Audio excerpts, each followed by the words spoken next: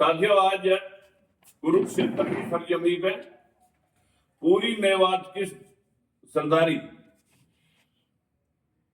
ये सारे भाई प्यार के वशीभूत और मिलने के नजरिए से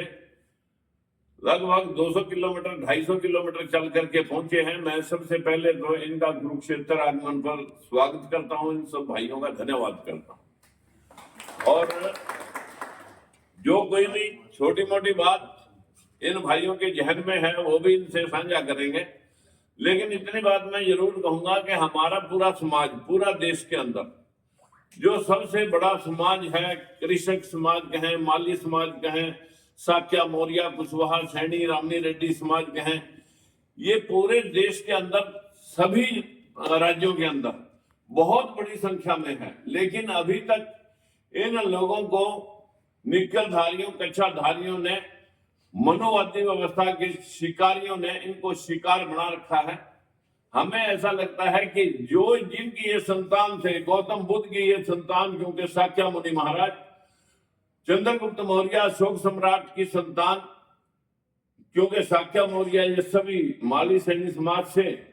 और इसी प्रकार से महात्मा ज्योतिबा फुले जिसने पूरे देश की महिलाओं के लिए भी शिक्षा का रास्ता खोला, शूद्रों के लिए भी शिक्षा का रास्ता खोला, जिनके ऊपर इस प्रकार की पाबंदियां लगा रखी थी कि शूद्रों के पढ़ने से अकाल पड़ेंगे, महामारियां आएंगी, प्रलय हो जाएगी, तो महात्मा ज्योतिबा फुले ने अपनी पत्नी सावित्रीबाई फुले को पढ़ा करके 18 स्कूल खोले। भले सारा देश उसमें नहीं पढ़ा हो, लेकिन वो रास्ता, वो भ्रांतियां खत्म कर दी कि इनके पढ़ने से कोई आपत्ति देश पे आएगी। आज पूरे देश में पढ़ लिख करके समाज के लोग आगे बढ़ने का प्रयास कर रहे हैं, लेकिन इनको राजनीतिक तौर पे संरक्षण नहीं मिलता। उस स्थिति को भी हम इन फ्यूचर, आज अगर हमारे प्रदेश के अंदर बीजेपी की मजबूरी से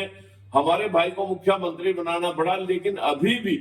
कहीं ना कहीं उनके साथ में काम करने वाली प्रदेश के बैकवर्ड और बहुजन समाज को इंसाफ दिलाने के लिए